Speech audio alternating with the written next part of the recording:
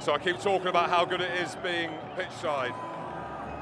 How good is it to actually witness our Messi of rugby in Antoine Dupont? Like, we have seen, and I've spoken about it, the greatest player of our generation, the greatest player that's ever played rugby.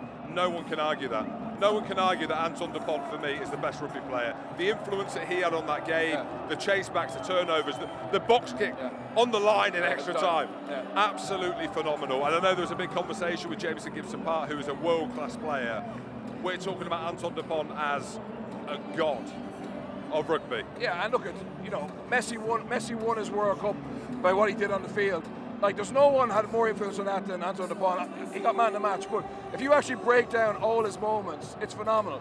Like, every part of his game is top quality. And imagine he was concentrating on 15s, how good he'd be. You know what I mean? Like, he's had a distraction this year of playing some sevens. Went there and won the tournament. And France had never done that before. And like, you look at him now and you go, God help the fellas who have to play against him in the Olympics, because when he has a bit more space, he's just going to be phenomenal. I did something with an Irish sevens player earlier on in the year, a radio interview, and the interviewer asked him, "Oh, how do you think he'll adapt?" And he was like, "Oh well, he won't know the game. We're specialists, seven specialists. Like, that guy could play NFL. He could do anything. He's just different gravy." Yeah, absolutely phenomenal. Yeah. And you actually think about, like, the pressure that he has. I think he's on the cover of, I say the pressure, he's on the cover of Vogue, he's a Louis Vuitton ambassador, but there's a lot on his shoulders, and we saw the emotion after the quarter-final. Can he come back? Yes, he's taken a slight sabbatical. We mentioned the sevens element to that, because he wants to do something, I suppose, in a French jersey, in Paris, at the Olympics, on the world stage for people to know. But it's one of them, it's like, I'm watching, like we're talking about his skill sets, his physicality. He's one of the strongest guys on the pitch.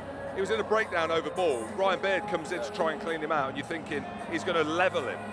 He stays on his feet. You know what I mean? It's just absolutely mental. He's obviously gifted with great genetics, but he has it here. Like, he just refused to lose that game. As they all did. Like, I was commentating, I couldn't believe how resilient Toulouse were. I just think they deserve massive credit. Even if they had lost, I think I would have went away more in awe of them than I came here. But like, the fact they actually won it with the red card, you know, how they just managed the last 5 minutes, it was just phenomenal. I mean, what part of the game did you think was a do or die here? I reckon not taking the points for Leinster. For me, you're in a game, and again, I'm lucky enough to have played in 2 Champions Cup finals. I've been in good teams, I've been in bad teams, and everything is about managing the scoreboard. Everything. And I was thinking, okay, so one, if you're going to kick to corner, you've got to get it within 5 metres. You can't be 8 or 9 metres, like you know.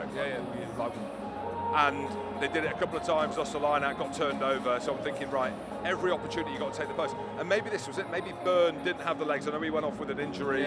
With Toulouse, they've got Blair King on. Obviously, Thomas Ramos is one of the best kickers. But that was it for me. I feel like Leinster lost the battle of the breakdown a little bit.